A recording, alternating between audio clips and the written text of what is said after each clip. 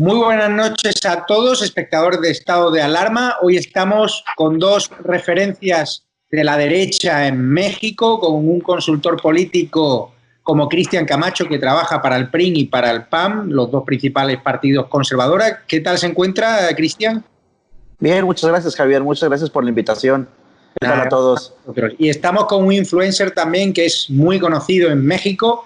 ¿Qué diríamos que sería aquí en España? Pues un influencer político de la derecha. Pues quién diría, pues un Carlos Cuesta, algo más joven y bastante políticamente incorrecto. ¿Qué tal, Tumbaburros? ¿Cómo se encuentra? Amigo, ¿cómo estás? Muchísimas gracias por la invitación. Encantado aquí y hago atento a tu llamado y pues estamos aquí. Muchas gracias. Explícale a la audiencia por qué te llaman Tumbaburros, para que no te conozca y cómo te llamas realmente, si se puede saber. Claro. Me llamo Alberto Rosas. El tema del apodo de Tumbaburros pues surge precisamente de la creación de esta imagen que es una especie de hombre con las orejas de burro. Tumbar al burro en aquel entonces estaba un presidente del PRI que le decíamos Peña Nieto, bueno, que se llama Peña Nieto, y le decíamos que era un burro, entonces de ahí era el tema de tumbar al burro, ¿no? Es como haciendo un tema de alusión a cuestiones de modismos mexicanos, ya sabes, como ese tipo de comunicación entre los mexicanos, albures, todo este tema, ¿no? Y preguntarte, ¿cómo está, Cristian, la situación en México a nivel político? Entender que los espectadores del canal de YouTube Estado de Alarma, que es un canal constitucionalista, con muchas conexiones con Latinoamérica, que nos ve mucha gente en México, en Venezuela y en Bolivia, ¿cómo definiríais la situación política para un español medio que no tenga ni idea de la política en México ahora mismo, de qué está pasando? Ok, mira, actualmente está gobernado por un partido político que se llama Morena, que significa Movimiento de Regeneración Nacional. Ganaron la mayoría en la Cámara Baja, ganaron la mayoría en la Cámara Alta. Actualmente tienen la presidencia de la República. Es un partido de izquierda, ¿no? En el ámbito económico, y si puede ser, yo creo que un poco conservador en lo moral, ¿no? Con muy malas políticas económicas. Actualmente el país, antes de que entrara la crisis del coronavirus, ya se encontraba en un crecimiento económico del menos 0%, ¿no? Cuando veníamos de un crecimiento de un 2.1, 2.2. Actualmente ya antes de que entrara la crisis del coronavirus ya estaba una crisis económica. Habían implementado un nuevo modelo de salud, y ese nuevo modelo de salud que ellos antes se denominaba el Seguro Popular, que abarcaba el cuadro básico de enfermedades en México, y actualmente, y antes de que entrara la crisis del COVID, echaron a andar un modelo que se llamaba INSABI, ¿no? Que antes de que entrara ese modelo de salud, ya el sistema de salud en México ya cuando entró el INSABI, para ser más específicos, empezó a haber desabasto de medicamentos, desabasto de equipo médico. Empezaron a morir mucha gente precisamente por la falta de infraestructura y por la falta de equipo médico. Entonces, más o menos como que el contexto completo de lo que está pasando y de lo que pasaba antes de que entrara el gobierno de Morena. Entiendo. Aburros, ¿haces el mismo análisis político? ¿Quieres añadir alguna matización? Claro. Solamente agregar que el gobierno que actualmente gobierna en nuestro país llegó construyendo una comunicación con base en las mentiras, con base en esta especie como de sueños que le generan a la gente de que puede haber una sociedad de donde la distribución de la riqueza se dé de una manera, digamos, pareja para todos, en donde se le apuesta por la aglutinación de poder en el Estado, etcétera, etcétera. Y pues bueno, llega una realidad como el tema de la decreciación económica, como el tema del COVID, que es, pues bueno, es una pandemia a nivel mundial, pero a final de cuentas son realidades. Y es cuando ya ponen a este tipo de gobiernos contra la pared, porque ya no pueden seguir vendiendo humo. La gente ya espera resultados de las personas que le prometieron cuestiones hace tiempo y que ahorita no las están cumpliendo. Entonces, ¿qué le queda a este tipo de gobiernos como los que tenemos en México y como los que también tienen en España? Pues bueno, empezarle a echar la culpa a los demás sectores. Y entonces cuando empiezan a culpar a los doctores, es cuando empiezan a culpar a los gobiernos pasados, etcétera, etcétera. Entonces, digamos que a grandes rasgos es un poquito el contexto similar como lo que está viviendo en España, como lo que está viviendo en México, con ahí ciertas cuestiones muy, muy diferentes, pero el contexto es más o menos el mismo. Entiendo. ¿Cómo se está gestionando ahí el coronavirus? ¿La opinión pública tiene la sensación de que se está haciendo bien en México? ¿O está pasando como en España, que España está partida en dos? Hay una mitad de la población que pide la dimisión del gobierno porque nos han mentido, nos han engañado, ocultado cifras, se inventan informes falsos de la Johns Hopkins, y en cambio hay otra parte de la mitad, como se dice aquí, subvencionada, medios de comunicación comprados que hablan muy bien de la gestión del gobierno, a pesar de que evidentemente España es el país con más contagiados por millón de habitantes y con más muertos, es decir, el peor país en cuanto a la gestión del coronavirus. Acá en México, acorde a las encuestas que han hecho las principales casas encuestadoras, aproximadamente el 60-63% califica bien al gobierno, o sea, como que está actuando bien. Y creo que el partido en el poder ha ganado un poco esa narrativa porque están rompiéndole la crisma, están rompiendo la economía y la gente no les está cargando ese muertito. Es decir, ¿a qué referimos cuando decimos cargar ese muerto? Como que no están siendo responsables con eso.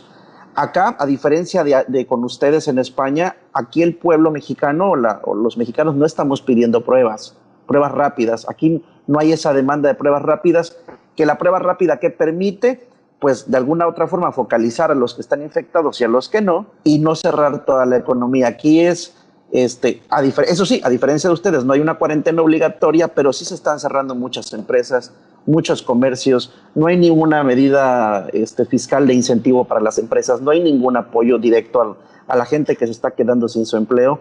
Entonces, pero sí ha metido la narrativa el gobierno, el partido en el poder, de que lo está haciendo bien, y no ha habido una oposición que diga, ¿sabes qué? Quiero pruebas, ¿no? Quiero pruebas rápidas para saber cuántos realmente infectados hay, cómo vamos a salvar la economía, cómo vamos a meter de alguna otra forma estímulos para que esto no se vaya peor. Y esa parte es lo que creo que con la oposición como que lo ha perdido y como que no la tiene clara. Pero tú eres consultor del PAN y del PRI, ¿no te escuchan o qué? Pues es que no es una oposición que es una posición más orientada al centro y no tanto a la derecha, ¿va? O sea, puedo yo a lo mejor, no sé, consultar a 5 o 6 personas que están dentro del partido, pero eso no quiere decir que esas 5 o 6 personas vayan a influir en todo el partido. Entiendo. ¿Cómo lo ves, Tumbaburro? ¿La opinión pública está enfadada? ¿La oposición un desastre? ¿Cuál es tu valoración de la actual situación política en México? Sí, sin duda la oposición en México es un desastre. No hay organización. Es muy complicado y daría para hablar horas y horas de eso. Y del otro tema, en cuanto a la opinión pública, fíjate que yo veo sí dos grupos muy, muy dibujados, como bien sucede allá en España. Está partido yo creo que acá es en tres. Está la gente que está a favor del gobierno, que piensa que está tomando las medidas correctas, y está la otra parte que es la gente que ya está en contra del gobierno, no solamente por las medidas que está tomando contra el COVID, sino por el tema ya del rezago y el desgaste natural de gobernar ya más de un año, ¿no? Con muchísimos problemas que tenemos aquí en México. Hace poco leí un tuit de una amiga tuitera allá en España, precisamente, que decía que acá se cuentan empleos, en España se cuentan empleos perdidos, y en México se contaban en aquel entonces, y todavía, porque la violencia en México no ha parado, aunque hay cuarentenas y hay pandemias, pero teníamos alrededor de 100 personas asesinadas diarias en nuestro país. Nosotros contábamos o seguimos contando muertos, no solamente por COVID, sino también por un tema de violencia que ha mermado la economía en todos los estados, etcétera, etcétera. Volviendo al tema del COVID y de la percepción ciudadana, así están las cosas. Y ojo, en México sí hay un sector muy grande que incluso me atrevería a decir que podría ser de los más grandes, que no creen que el COVID sea real. O sea, lamentablemente en nuestro país existe gente a borbotones, gente que hoy día en plena fase 3 aglutinan las pastelerías, aglutinan las pizzerías, que hace un par de días fue el 10 de mayo y salieron y llenaron las tiendas. Tenemos el caso, por decir, en Culiacán, Sinaloa, en donde el gobernador, por más esfuerzos que esté haciendo, la gente, el Día del Niño, salieron 25,000 personas a la calle, se formaron en las pizzerías, se peleaban por las pizzas, tuvo que salir la policía estatal a llevarse a la gente literal a sus casas, a los que se pusieron locos, llevarlos presos, porque el tema acá en México es que la sociedad no coopera, y hay gobernadores que están haciendo muy buen trabajo, pero la gente no entiende, y la gente sigue saliendo y se sigue reuniendo, y los muertos empiezan a caer. Y ya vimos el caso de España, ya vimos lo que pasó en Italia, vemos lo que está pasando en Estados Unidos, y lamentablemente en nuestro país todavía hay un sector muy grande de la población que piensa que esto es una mentira. Pero ¿puede haber elecciones a corto plazo ahí o no? ¿Puede haber un cambio político derivado de la mala gestión o no vais a la oposición ahora con legitimidad y con fuerza para promover? No sé. Yo creo que sí hay un cambio, hay una oportunidad, pero sin duda, y no quito el dedo del renglón, la oposición ha sido muy débil, ha presionado los botones incorrectos, y digo, no es algo que sea de análisis propio. El enemigo del gobierno es la persona que lo está incomodando. Y al día de hoy el enemigo de gobierno no son los principales partidos de oposición de nuestro país, es el expresidente de nuestro país, el cual está formando apenas un partido. ¿Me explico? Entonces, yo que soy un influencer, que soy nada más un tuitero, que no soy político, que me dedico a la estrategia política nada más, etcétera, etcétera, he incomodado más al presidente, que incluso hasta en 2 mañaneras ya me ha mencionado, y los actores, los que van a pelear, los que van a estar en la boleta, los que nos van a pedir el voto, yo los veo bastante dormidos. Contad qué expresidente es el que está montando el nuevo partido, para que el que no conozca la actualidad mexicana. El expresidente Felipe Calderón. ¿Y tiene posibilidad? Pues digo, yo no creo que se abra la oportunidad de que un expresidente se pueda reelegir. Tendrían que pasar cosas muy, muy raras en nuestro país como para que se diera que él pudiese competirle a un eventual candidato de Morena en el 2024, inclusive al mismo presidente. Yo no descarto que Andrés Manuel sí tenga por ahí el gusanito de la reelección. Digo, todo se está maquinando como para buscar, si no al menos la reelección de Andrés Manuel, sí dejar a alguien muy bien acomodado para todo lo que sigue. ¿Cómo lo ves? Ya, va a depender. ¿Comparte el diagnóstico? Sí, comparto el diagnóstico, y aparte quería yo comentar, para de alguna otra forma familiarizar a la gente que nos está escuchando tanto en España como en México. Ahí en España vi que hubo un escándalo porque el gobierno de Sánchez compró, creo que pruebas falsas, algo así al gobierno chino o a una empresa china. Qué rápido falso, sí. Bueno, acá en México, obviamente para ser de izquierda y no cambiarle mucho el ritmo a la cosa, repartieron a todos los hospitales de los estados, de los 31 estados de la República, equipo médico de protección chino, ¿no? Con unas batas, Javier, que tú las agarrabas y se deshilaban, los tapabocas que no cumplían la norma, un equipo totalmente de porquería. Para esto, ahí no acaban los escándalos de corrupción. Acaba de salir uno donde el hijo del secretario de Energía del gobierno federal le vendió al Instituto Mexicano del Seguro Social, la Sanidad Mexicana, aproximadamente, ¿cuánto fue? 106 millones, 90 y tantos millones de pesos en respiradores. Respiradores se compraron al triple de precio de lo que regularmente se estaban vendiendo. Entonces sí ha habido una muy mala gestión y corrupción sobre todo, ¿no? en el gobierno de Moreno, utilizando la pandemia para pues hacer negocio, que básicamente es lo que ha estado pasando en España, ¿no? ¿Y cuál está siendo el papel de los medios de comunicación en México? ¿Están muy comprados por el gobierno, como pasa aquí con muchos de ellos, o no? No, en la mayoría no. Allá sí hay, creo que, si no estoy enterado, a ver, si no estoy correcto, corrígeme, hicieron un contrato por 15 millones de euros, algo así en España, ¿no? Que le repartieron a todos los medios de comunicación, La Sexta, Pues, algunos. Acá en México no, aquí en México los medios sí han estado dando cobertura seria en el tema de salud, o sea, sí han estado como muy incisivos. De hecho, los medios han sido y han tomado el papel que debería haber tomado la oposición en este tema, no hablo en otros nada que ver, ¿no? Pero en este tema de salud, los medios han tomado un papel muy importante en lo que refiere a hacer oposición, a retratar los abusos del gobierno, la falta de presencia.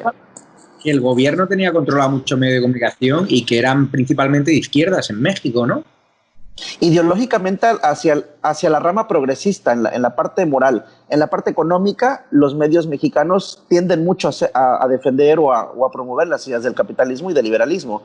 Pero en la parte moral son muy progresistas, todos son como muy feministas, como muy progres, ¿sabes? Sí.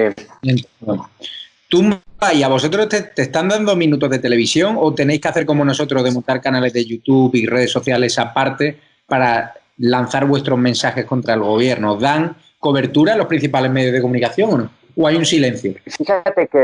Fíjate que llevaba yo muy buena relación con muchísimos medios tradicionales de televisión, escritos, y me daban apertura y me invitaban y me ponían los horarios que yo pedía y tenía muy buena relación con ellos y apertura y todo. Fue a raíz de esta segunda mención del presidente, el tema de las batas que comentaba Cristian. Yo fui a una bodega de un gobierno estatal que es del gobernador Francisco Javier García Cabeza de Vaca, y el estado que él gobierna se llama Tamaulipas, es un estado acá en México. Me metí a una bodega, pedimos permiso para entrar a una bodega, porque te voy a explicar cómo funciona la estructura del gobierno de izquierda acá en México. Tienen sus famosas redes de bots, ¿no? Estas famosas redes de bots que se dedican a estar atacando a la gente que señala las deficiencias del gobierno, que critica al presidente. Ellos van y te atacan, te montan tendencias. Yo me imagino que en España ustedes deben de estar muy familiarizados con ese tipo de operaciones. No sé si a ustedes les pase eso, Javier. Depende. No te puedo dar, pero te puedes imaginar. Bueno, acá funcionan así. Existen personas que crean cuentas falsas de Facebook, de Twitter, y se dedican todo el día a estar defendiendo al partido de izquierda o estarlo alabando, ¿no? Básicamente es así. Entonces, ¿qué es lo que pasa? Es una obviedad hasta el punto de que ayer hicieron trending topic, o hace 2 días, a matar al principal líder ahora de la derecha, que es Santiago Abascal, con Pablo Casado, y Twitter no dijo nada. Lo vi. Pseudo-organizaciones criminales que se dedican a señalar y a escrachear a periodistas constitucionalistas, y con la complacencia de Twitter, que nosotros cuando nos defendemos incluso nos cierran las cuentas en Instagram, en Facebook. ¿Eso está pasando en México? ¿Se están boicoteando las redes sociales? Sí, claro. Y se boicotean desde el presidente. Dale. Sí, claro. Y como decía Cristian, o sea, yo me he destacado muchísimo en redes sociales por esta lucha de oposición que estoy haciendo. Hemos venido junto con Cristian a lo largo ya de 4 años recorriendo prácticamente todos los estados del país, haciendo eventos en tierra, convocando a la gente, reuniendo, haciendo estructuras para poder llegar al 2021 al 2024 armados como sociedad, para poder enfrentar lo que se viene. Y nos ha tocado ver precisamente ese proceso, en donde cada día el control sobre los medios de comunicación va pasando y luego van más para abajo, y ahorita ya están en redes sociales. Y el tema de las amenazas, el tema de hostigar, el tema de amedrentar, el tema de exhibir, el tema de exponer, viene directamente del presidente de México. Pero también... La primera vez... Sí, perdona. Que me voy a usar yo de ejemplo, porque fue, digamos, la primera vez que a nivel nacional un presidente exhibía a un tuitero, y fue a mí, y fue a través de la Secretaría de Seguridad Pública la que dijo, a ver, investigamos al dueño de esta cuenta, tumbaburros, es un ruso.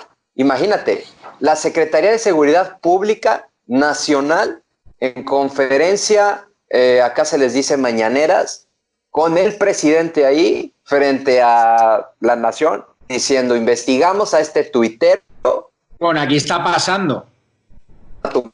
Es ruso. Aquí pasa que el gobierno dice que la derecha fabricamos bulos por internet y como controla la Fiscalía de la Justicia, presentan denuncias a través de sus partidos para perseguir una presunta organización que lanza bulos en las redes y luego tienen órganos verificadores que en teoría son empresas privadas pero que tienen subvenciones del gobierno, que ellos deciden o le dicen a Facebook, a WhatsApp y tal lo que es un bulo y entonces te censuran los comentarios y no te dejan compartir determinados comentarios contra el gobierno. En vez de empezar a verificar a la Moncloa, al Palacio del Gobierno, que es la mayor fábrica de bulos que se han llegado a inventar, incluso crímenes machistas que no eran, o a decir que hay un informe de la Johns Hopkins Universidad que nos sitúa como el país o uno de los países con más test rápidos que se han hecho. Es decir, es una locura. Pero yo quería preguntar, nosotros aquí nos jugamos la cárcel, los periodistas que vamos a contracorriente, los influencers, pero en México os podéis jugar la vida, ¿no? Porque vuestra vida es muy barata allí. Allí por 2 duros, entre comillas, te pueden pegar 2 tiros. Aquí en España es más complicado que te maten. Te pueden meter en la cárcel, te pueden amenazar, te pueden dar una paliza, pero de ahí a matar todavía no hemos llegado a esa. ¿Cómo lo ves, Cristian? ¿Tenéis miedo? Mira, yo creo que el miedo no es una opción, ¿no? Cuando tienes convicciones y sabes qué, tengo que poner, me toca hacer esto, lo haces. Pero de que sí es un país peligroso, sí, claro, es un país peligroso. De hecho, este sexenio se ha caracterizado por ser el más peligroso de los últimos 18 años. O sea, este sexenio es muy, muy peligroso. Aproximadamente el año pasado murieron 30,000 personas asesinadas, ¿no? O sea, y de que asesinan periodistas, de que asesinan influencers, claro, de que nos sentimos perseguidos. Yo creo que Tumba sí un poco más, muchísimo más. Yo creo que es la persona más perseguida en cuanto a influencia de redes sociales. Yo un servidor no tanto porque no tengo como tanta presencia como él sí la tiene, pero definitivamente que sí es peligroso. Sí es muy peligroso de ejercer, y sobre todo que ¿cómo te diré? Este gobierno tiende a tener muchos fanáticos. O sea, dices, ya no sé si me va a atacar el Estado, o sea, si la agresión va a venir directa del Estado o va a venir directamente de un fanático que pues aquí todo el mundo puede agarrar y en el mercado negro comprarse un arma y irle pegarle un tiro a 2 personas, ¿no? O sea, eso es básicamente lo peligroso que es en México hacer este tipo de oposición. Tumba, ¿tú has temido por tu vida? ¿Temes por tu vida? Porque tus encontronazos con el presidente del gobierno son constantes y todos sabemos cómo funciona en México los cárteles, la conexión que tienen, ¿no?, con los políticos. Es decir, que ahí está todo muy interrelacionado el mundo del AMPA con la política, ¿no? Aquí no tanto todavía.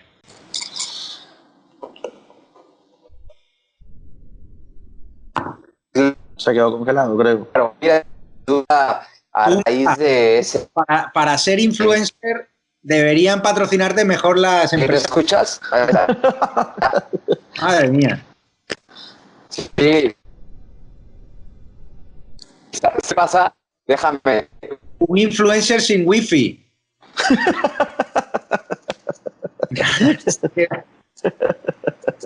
Ya volverá.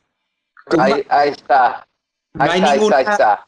Puede patrocinar Cisco, Movistar o Telefónica, no sé, o Vodafone. Una conexión. ¿Sabes qué pasa, amigo? Que justo en Twitter, macho.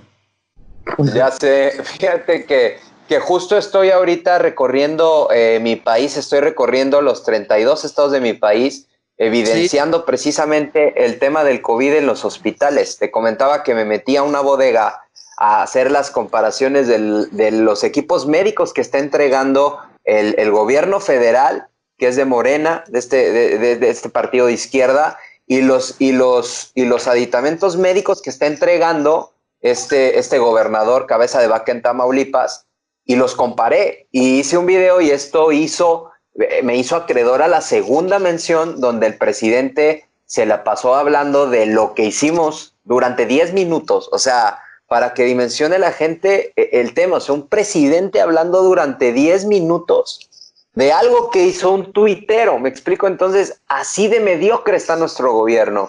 Nos dedican tiempo a nosotros cuando el país está sangrando por todos lados, me explico. Estamos a días de entrar a ver imágenes lamentables como las que vimos allá en España, y el gobierno sigue persiguiendo voces críticas.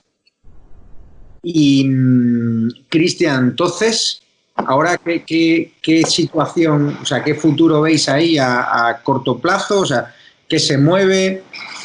¿Qué se comenta? ¿Va a haber movilizaciones cívicas? ¿Va a salir la gente a la calle, como va a pasar aquí en España a partir del 23 de mayo, promocionado por Vox? ¿Se va a partir la derecha? ¿La derecha se va a unir en un solo partido?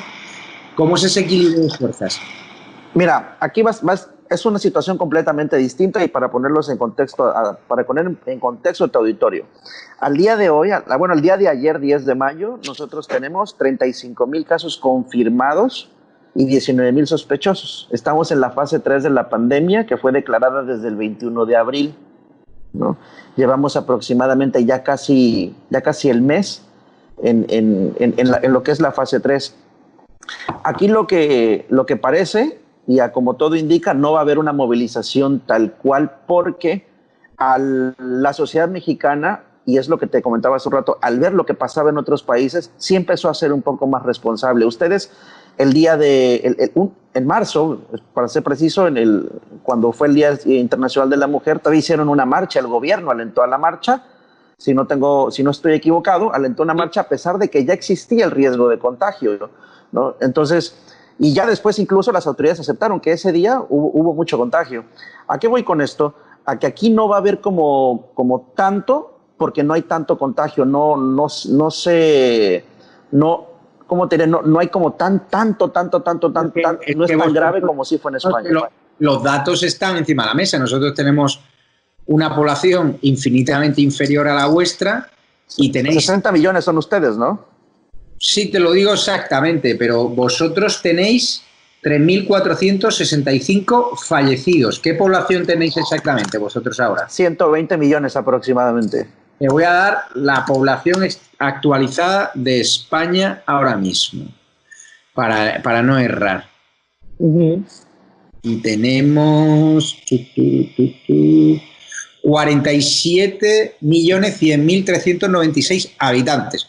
Fíjate tú cómo ha tenido que ser la gestión nuestra para que tengamos, según cifras oficiales, 30 y pico mil muertos, pero las cifras reales, porque aquí no coinciden los datos, aquí están jugando, y eso dice la oposición desde el gobierno, a no hacer los test rápidos a mucha gente antes de morir. Entonces no los diagnostican como coronavirus. Pero claro, cuando tú comparas los registros civiles del año pasado con los de este año y ves que las actas de defunciones se han multiplicado, obviamente es una causa debido al coronavirus. Así lo dicen los servicios funerarios, que dicen que ellos calculan que hay un 40% más de muertos, lo dice la justicia, que no coinciden también los datos de defunción.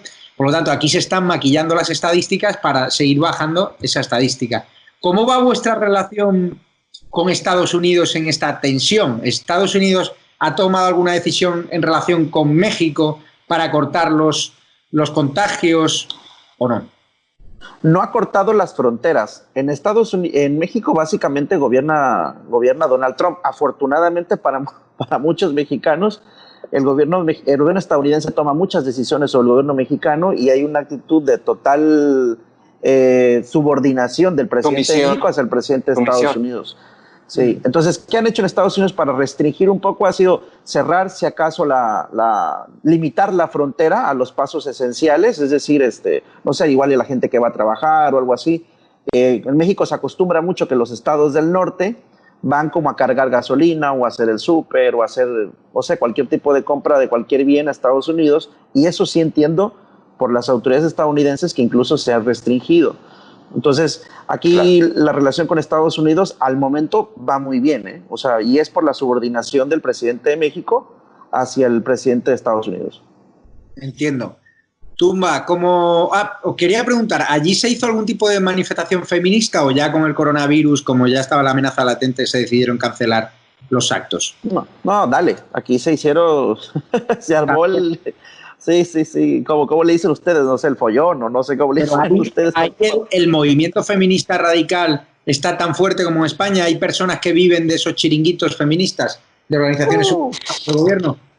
Muchísimos. No. Hasta dentro de la misma oposición, ¿eh? Hasta dentro de la misma oposición. Yo pensaba que lo malo de España siempre llegaba a México mucho más tarde, pero veo que... No. Ese virus llegó más rápido que el coronavirus. Te lo puedo asegurar. Y tenemos aquí a un español que a ver si ya te lo regresas, ¿eh? De esos españoles no manden para acá, ¿eh? Se llama Abraham Mendieta, ahí te lo encargo. Ya, regrésenlo a España, aquí no lo queremos. ¿Quién es ese? Trabajaba con Podemos, creo, con Pablo Iglesias, algo así. Vale. Porque, Tumba, cuando el presidente del gobierno se ha referido a ti, ¿qué ha dicho exactamente de ti?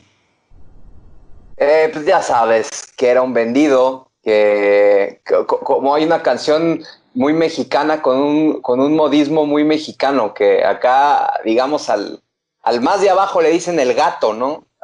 Tráeme los refrescos, dile al gato que me traiga los refrescos, o manda al gato a que barra la calle, así. Entonces, prácticamente me dijo que era el gato del patrón. Básicamente eso dijo. Y aquí la oposición mediática, los influencers conservadores, ¿estáis unidos o cada uno va a su aire? Los periodistas tradicionales, los grandes columnistas y escritores de la derecha, ¿os tratan con respeto o os ningunean porque consideran que sois la nueva generación y que no tenéis ni idea? Aquí no existe el periodismo de derecha. ¿No hay? No existe. No existe. Y además, no existe, o sea, es una periodista, cosa... y el periodista te abre las puertas hasta que te empieza a ir mejor que a él, ¿sabes? Sí. Así es. No, aquí el establishment feminista y progresista está a todo lo que da y a toda máquina en todos los medios. O sea, a lo mejor te pueden defender el tema de la libertad económica, eso sí lo defienden, pero el tema progresista... Sí, está con todo. O sea, es aquí... Porque aquí sabes que el gobierno no hay dinero para los autónomos, para las pymes, ni para los artistas constitucionalistas, pero ahora ha aprobado una serie de subvenciones para los artistas de izquierdas, progres y sectarios. ¿Allí pasa lo mismo? Sí pasa lo mismo. Por ejemplo, el gobierno ahorita de izquierda quitó la subvención, quitó para los programas la detección de cáncer de mama. Todo eso lo eliminó.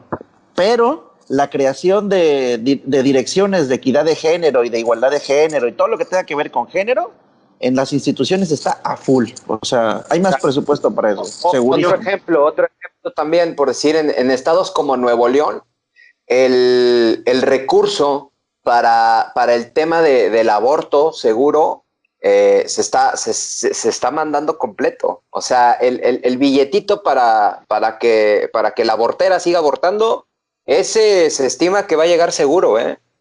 Ese no sufre crisis. Sí, no, es la agenda progre aquí está durísima. Así es. Y los periodistas y los medios no le abren espacio a la gente que es de derecha. En ese aspecto no. Nosotros, aquí en España, los periodistas constitucionalistas más críticos con el gobierno, pues las televisiones dejan de contar con ellos, económicamente sufren, reciben demandas. Vosotros económicamente podéis soportar, tenéis apoyos de empresarios, porque aquí en España los empresarios constitucionalistas de derechas te dan una palmadita en la espalda, te dicen que bien lo haces, te piden un selfie, pero luego no apoyan económicamente. ¿Allí tenéis ese mismo problema? Exactamente el mismo. El empresariado mexicano, apenas cierto empresario, una parte muy pequeña, empieza a tomar como esto en serio y a decir voy a dar la batalla cultural por esto. La mayoría, en general, te das cuenta que las organizaciones empresariales a nivel nacional tienen su dirección de igualdad de género, su dirección de la diversidad. Entonces, bueno, hermano, aquí no tengo ni por dónde entrarle, o sea, sí, o sea, esto está perdido. Entonces, sí tratamos de irle metiendo un poco, y se ha ido un poco metiendo, y cada vez la gente que piensa como nosotros y que ve esto como una batalla cultural y que hay que darla, le empieza a entrar con más fuerza. Somos pocos, pero sí estamos dando lata, ¿eh? Eso sí, sin duda alguna. ¿Cómo se ve España desde al otro lado del charco, desde México, un país hermano? ¿Cómo estáis viendo la crisis del coronavirus? Se habla ya en los medios de comunicación de lo que nos pasa a los españoles, de la crisis de gobierno, de la política, supongo que del fútbol sí que habláis, pero de la política. ¿La gente media de México sabe quién es el presidente del gobierno de España? ¿Sabe que gestiona muy mal la crisis del coronavirus o no? No, mira, nuestro país es, híjole, bien complicado. Hay gente que, mira, te voy a poner un ejemplo, en las últimas elecciones, con esta cascada de voto a lo idiota, porque no hay otra palabra que lo pueda describir mejor, el refrán o el dicho del actual presidente en campaña era voto masivo a Morena. Entonces, el voto masivo a Morena llevó a que llegaran presidentes municipales que por decir estaban en la cárcel, o diputados que tuvieron que ir por ellos a sus casas porque ni siquiera estaban enterados de la elección, porque ni siquiera salieron a hacer campaña, porque la gente votó por Morena todo así, pum, pum, pum, a todo mundo. Y no se dieron cuenta ni de los perfiles ni de nada. Entonces tenemos diputados exdelincuentes, tenemos gente con antecedentes penales, tenemos gente que está metido, incluso una senadora que tiene por ahí cuestiones de secuestro. O sea, sí, tenemos a otra senadora que ha salido desnuda hablándole a la luna, trayendo ideas de los chamanes. O sea, que la locura que tenemos en España de Podemos, también tenéis ahí vuestra propia locura, ¿no? No, es que es una... Mira, yo te voy a proponer algo, amigo. Deberíamos, de entre todos, pagarles un vuelito de avión y todos que se vayan a Cuba, todos que se vayan allá y que allá se queden. Les mandamos un billete mensual para que se queden a vivir allá y no regresen. ¿Veis que está moviendo esta locura a nivel internacional? ¿Quién mueve los hilos? Soros, por ejemplo, toda esta inestabilidad a nivel planetario, toda la progresía, todo lo políticamente correcto, todo el feminismo radical, todas las gilipolleces, vamos. No, fíjate que yo te voy a dar mi opinión de Soros y tampoco quiero ponerlo como si fuera el gran magnate que está detrás de todo esto. Yo no lo veo así. Yo creo que sí es alguien con muchísimo dinero. A diferencia de los empresarios de derechas, Soros es alguien que sí le invierte al tema de la batalla cultural, es alguien que sí le mete dinero. Y aparte de eso, hay una demanda de corrección política hacia los partidos, ¿no? Y hacia los mismos políticos, en donde hablar de cuotas de género, hablar de diversidad, pues es rentable, ¿no? Es rentable porque la sociedad que también, que tenemos unas ideas distintas, no nos hemos hecho notar y no le hemos dicho al político, oye, ¿sabes qué? Queremos que nos representes, ¿no? Queremos que esto. Entonces, como el político no ve el hueco, no ve la necesidad, no ve la oferta, no ve la demanda, perdón, pues no hace la oferta ideológica para ello.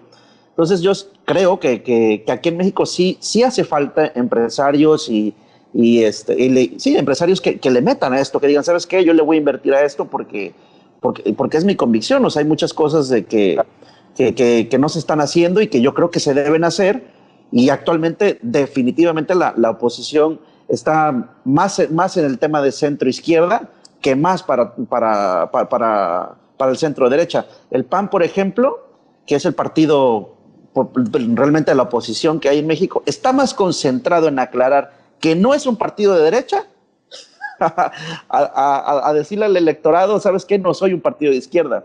Entonces, actualmente es una estigmatización decir que eres de derecha, como si esto fuera una persecución política ideológica terrible. Y creo que sí hay la demanda. Está en las redes, está en Facebook, está en todos lados, pero el político actualmente en México es cobarde para entrarle. O sea, no hay quien diga, ¿sabes qué? Yo le entro y se le siga. Sigue habiendo muchísima corrupción. Con este gobierno de izquierdas hay más corrupción de que cuando gobernaba allí la derecha. Hay más. Más que nunca. Hay más. Sí. Más y que es nunca. descarada y es abierta.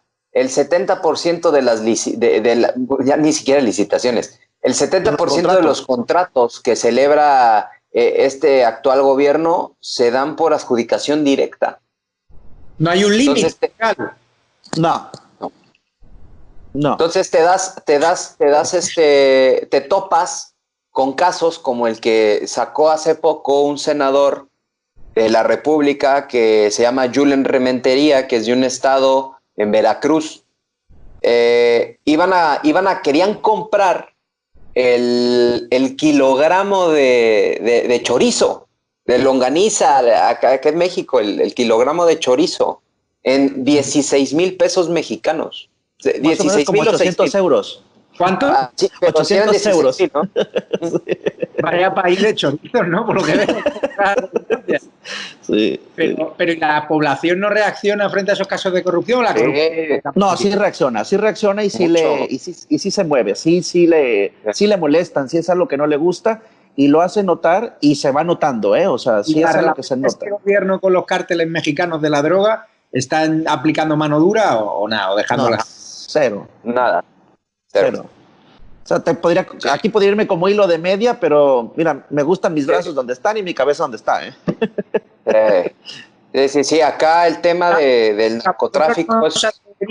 Ahora hablar de los cárteles de México daría miedo. A mí sí. No se puede. Yo no hablo. Yo no puedo. No se puede. De hecho, para nosotros que nos movemos en carretera, no se puede. Simplemente no se puede. Es un tema muy, muy delicado. Lo que sí te puedo decir y de lo que sí puedo hablar es de la discursiva que ha manejado el presidente, que empezó desde yo prefiero los abrazos, no los balazos, hasta hacerlo ya una realidad y empezar a liberar a delincuentes, argumentando que pues pobrecitos ellos, ¿qué tal si les da coronavirus allá adentro en la cárcel, hombre? Entonces pues los echó a la calle, ¿no? Hay una narrativa que tiene 100 muertos diarios, ¿no? Pero una narrativa... En México no hay libertad de expresión. O sea, sí, hay. No, pero en relacionado con el narcotráfico no se puede hablar. Cero. Entonces, los periodistas que se dedican a investigar el narcotráfico, los que han escrito libros, ¿no viven en México? Regularmente eran periodistas que eran activistas de izquierda que utilizaban que estaban coludidos, esos activistas, esos periodistas coludidos con el narco, que se inventaban relaciones con el gobierno anterior o con el gobierno que le antecedía al anterior, para golpearlo políticamente. Pero actualmente periodistas investigando el narco, ahorita que la izquierda gobierna, ninguno, no se puede. Si cogiese un avión cuando pasa el coronavirus y me dedico a informar de los nexos de los cárteles con el gobierno, si es que lo hubiese, ¿cuánto dura? Adiós, amigo, que te vaya muy bien, que estés muy bien. No, es muy probable que aparezcas desmembrado en un río. Sí, literal. Pero ¿en cuánto tiempo desde que hiciésemos la investigación? 6 meses. Desde que la publicas, días. Pero no creo que la llegues ni a publicar en cuanto sientan que las redes de conexión y de comunicación que tienen son de mucho alcance, son muy poderosas. Incluso los medios de comunicación también. Los medios de comunicación no le entran ni siquiera al tema por lo mismo, o sea, salvo cuando ya es un tema muy famoso, o sea, que ya se hizo, que ya es imposible taparlo, pero no creas que hay no creas que hay un medio investigando en México, no existe un medio investigando los nexos de los gobiernos. Como quiero vivos y seguir colaborando para luchar al comunismo internacional y a todas las dictaduras de izquierda, no vamos a seguir hablando del narcotráfico. Y ahora centrémonos en el coronavirus. Hoy me ha gustado mucho estar con vosotros. La semana que viene, si les apetece, repetimos e incluso podemos incorporar a algún político del PAN o del PRIM, si ellos quieren, para conocer también su opinión, porque yo supongo que de la oposición de la izquierda no querrán meterse en esta mesa virtual. Si vean tu nada.